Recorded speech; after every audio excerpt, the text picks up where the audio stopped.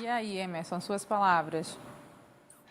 Eu tenho uma palavra de origem africana chamada malungo, né? Os malungos são aquelas pessoas que se unem na jornada do infortúnio. Por exemplo, né, os escravizados no Brasil, que estavam ali naquela condição terrível, eles se uniam para tentar buscar algum tipo de possibilidade para sair da situação que viviam. Então, eu acho que essa palavra, né, malungo, acho que todo mundo precisa pensar um pouco sobre isso, porque, de fato, haverá oportunidades, mas eu vejo um cenário bem delicado, porque a gente tem alguns elementos que já vinham acontecendo e que com a pandemia eles se agravaram, né? Então, por exemplo, quando você fala de revolução tecnológica, ela já vinha moldando muito, né, principalmente na indústria, automação, e já vinha ceifando muitos trabalhos, e tem estudos aí do Fórum Econômico Mundial, etc., mostrando o impacto que isso vai ter de hoje em diante, né? Isso já vinha acontecendo. Então, você tem uma mudança de base tecnológica para a economia, que vai impactar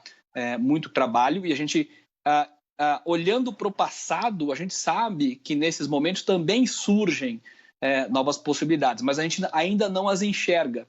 Então, isso é muito difícil, essa fase de transição da mudança da base econômica, né, do tipo de trabalho, ela causa muita instabilidade e muita insegurança nas pessoas, porque certamente haverão novos trabalhos, mas a gente ainda não os enxerga. Então, esse momento é muito delicado.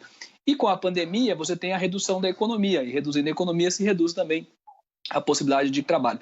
Então, eu acho que essa palavra, né, acho que eu gostaria de frisar isso. Precisamos ser malungos, precisamos nos unir nessa jornada do infortúnio para pensar criativamente possibilidades, né? E isso vai impactar seríssimo, por exemplo, até questões de remuneração das pessoas que estão trabalhando, né? Porque não é possível você lidar, por exemplo, né, com executivos que têm bônus de, sei lá, 18 salários, né, numa organização, quando o mercado está pagando, né, ou não está empregando. Então, quer dizer, são temas muito delicados que cada um vai ter que assumir um pedacinho dessa conta, porque senão a gente não vai conseguir superar esse desafio que está pintando para nós aqui no país. E não é só no país, né? É uma situação bastante delicada para todo mundo, mas nós que estamos aqui no Brasil, numa economia ainda muito dependente, né, da agricultura, uma indústria que não tem se fortalecido nos últimos tempos, ou seja,